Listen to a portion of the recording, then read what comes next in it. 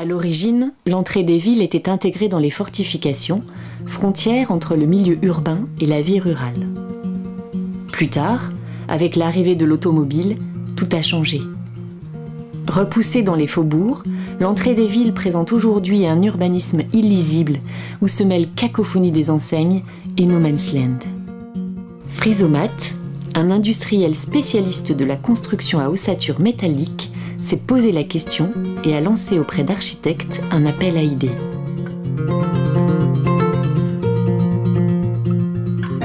Frisomat est avant tout une maison de fabrication et de montage depuis 1978.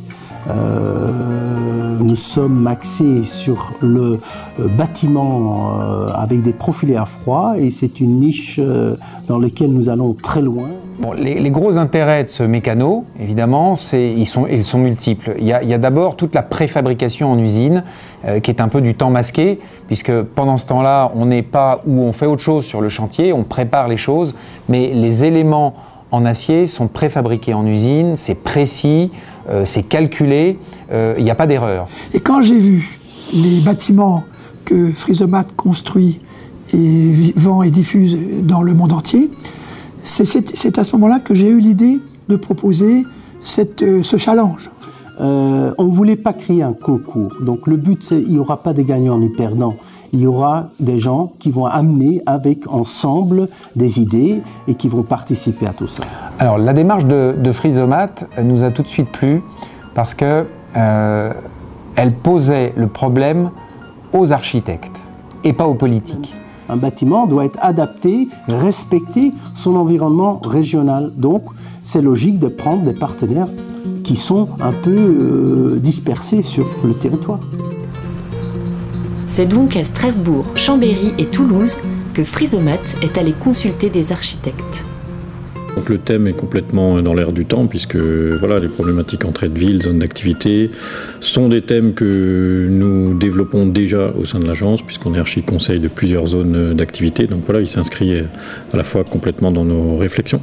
On a cette culture du fait de notre particularité d'être architecte-ingénieur, de travailler avec des gens qui vont nous apprendre à développer des systèmes constructifs particuliers. Et puis effectivement, le fait d'avoir une entreprise comme Frisomat qui déploie son savoir sur l'ensemble du territoire de la planète, c'est quelque chose qui est quand même particulièrement séduisant. Ça nous permet de pouvoir confronter nos réflexions à des territoires que nous ne connaissons pas forcément. Mais aujourd'hui, quel est le constat que l'on peut faire sur l'entrée des villes ? Alors mon opinion sur l'entrée des villes françaises est malheureusement pas bonne. Je serais assez brutal, mais je dirais que c'est 40 ans d'échec d'urbanisme. Parce que quand on se promène en France, malheureusement, on voit, et tout le monde en est bien d'accord, les élus aussi, à ce désastre qui fait des entrées de ville quelque chose en France qui est peu valorisant.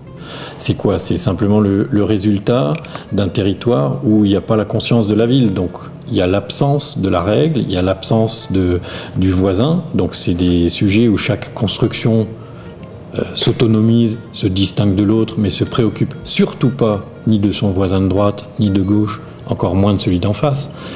Toutes les entrées de ville françaises sont plus ou moins sinistrées. On a toujours la même arrivée dans la ville avec un alignement de boîtes à godasses avec des grandes enseignes, des parkings arides sur le devant, des lieux très impersonnels qui ne favorisent pas le développement d'une qualité de vie finalement. D'accord. Mais alors comment mieux faire à l'avenir ? La question des entrées de ville aujourd'hui, elle place l'architecte de nouveau dans son rôle de coordinateur ou en tout cas d'urbaniste, de celui qui va fixer la règle. Les gens n'ont plus envie d'aller dans les supermarchés impersonnels, ils ont envie d'être en centre-ville, de pouvoir descendre de leur logement, aller à la supérette locale, d'aller prendre un verre au café, ils ont envie d'une vie de quartier. Et c'est l'ensemble qui va pouvoir offrir aujourd'hui une image à l'échelle, je dirais, d'un centre-ville, une image qui dit bonjour à la personne qui arrive. Et qu'au final, sur toutes les tranches horaires de la journée, on puisse avoir une présence au sein de l'ensemble immobilier. Parce que l'entrée des villes, ça reste un enjeu majeur, mais l'entrée des villes d'aujourd'hui, ce sera le centre de demain.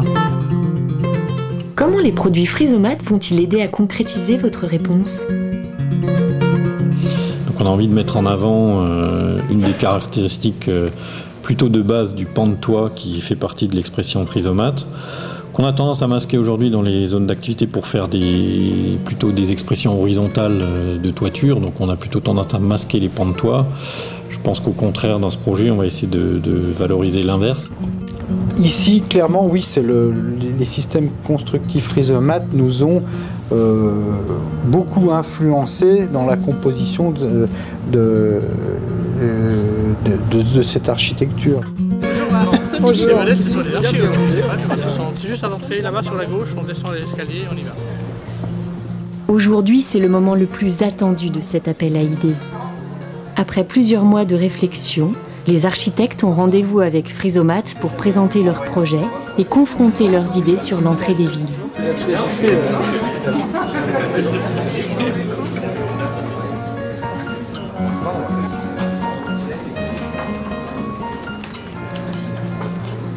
Effectivement, le grand défaut des entrées de ville aujourd'hui, c'est qu'il n'y a plus d'espace public. Et donc, associé à l'hétérogénéité des écritures architecturales, fait qu'aujourd'hui, on n'est plus dans une reconnaissance et dans une empathie avec ce qui se construit. Donc, le problème de l'appropriation de l'espace public est une véritable question.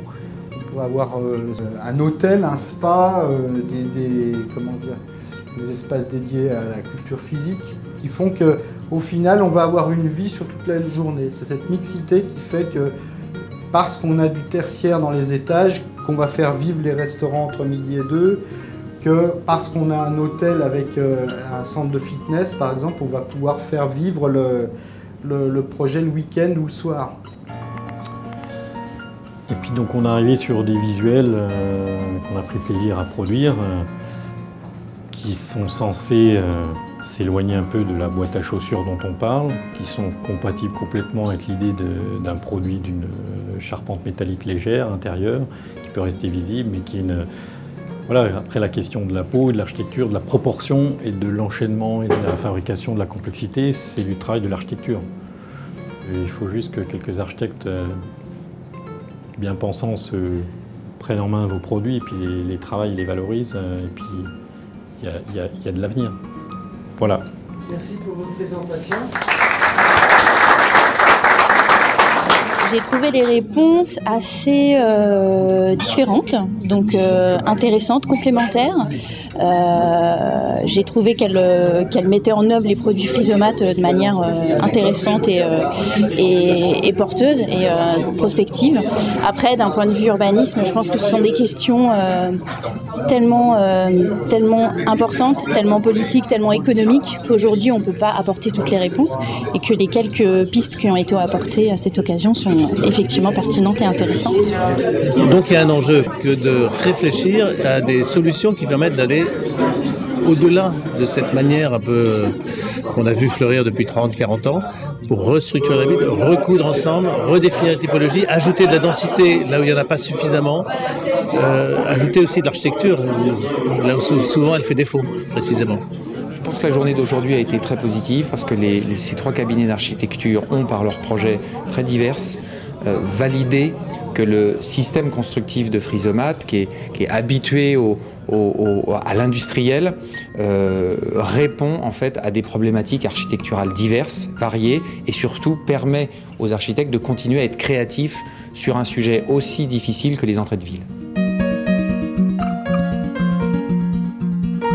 Alors, quelle conclusion pourriez-vous apporter à cette belle aventure ? C'est un travail de longue haleine. C'est, je pense, un travail pour le futur. Et je pense que c'est un travail que si nous prétendons d'être innovateurs en construction métallique, il faut le prouver tous les jours. Et cet appel à idées est quand même un exemple par excellence de cette approche.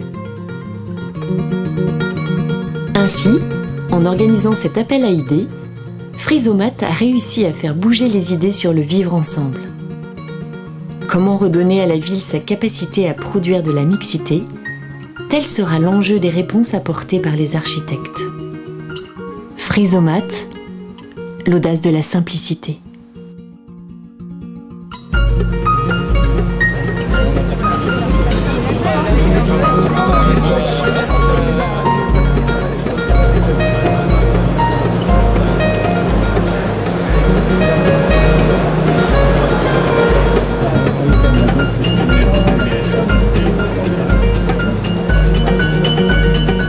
C'est avec plaisir qu'on vous donnerait ce trophée au nom de la société Frysomate.